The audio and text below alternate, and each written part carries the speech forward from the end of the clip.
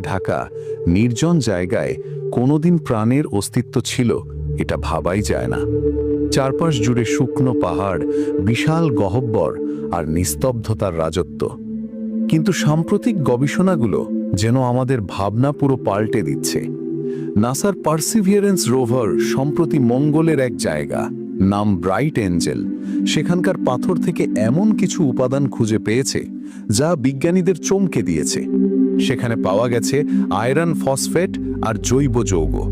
এই দুই রাসায়নিক সাধারণত পৃথিবীতে জীবাণু বা জীবের ক্রিয়াকলাপের সঙ্গে যুক্ত থাকে। আর এখানেই তৈরি হয়েছে এক নতুন প্রশ্ন: মঙ্গলে কি সত্যি একসময় জীবন ছিল? বিজ্ঞানীরা বলছেন এই উপাদানগুলো প্রমাণ করে যে মঙ্গলে একসময় জল ছিল, আর যেখানে জল থাকে সেখানেই জীবনের সম্ভাবনা তৈরি হয়।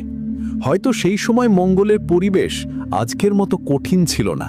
সেখানে বয়ে যেত নদী, ছিল হ্রদ, এমনকি হয়তো সমুদ্র।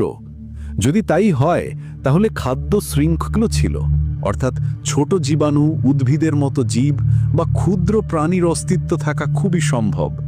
তবে এসব ঘটেছিল কোটি কোটি বছর আগে, যখন মানুষেরও অস্তিত্ব ছিল না। আমরা যেমন আজ পৃথিবীতে কোটি বছরের পুরনো ডাইনোসর বা প্রাচীন প্রাণীর জীবাশ্ম খুঁজে পাই, তেমন করেই হয়তো মঙ্গলের মাটির নিচেও লুকিয়ে আছে কোনো অজানা জীবনের ছাপ। কিন্তু এখানেই সমস্যা, রোভারগুলো কেবল মঙ্গলের পৃষ্ঠে কাজ করতে পারে।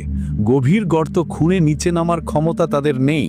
তারা যদি মাটির নিচ পর্যন্ত যেতে পারত, তাহলে হয়তো আমরা আজ জানতাম মঙ্গল একসময় কেমন ছিল আর সত্যিই সেখানে প্রাণের স্পন্দন ছিল কিনা।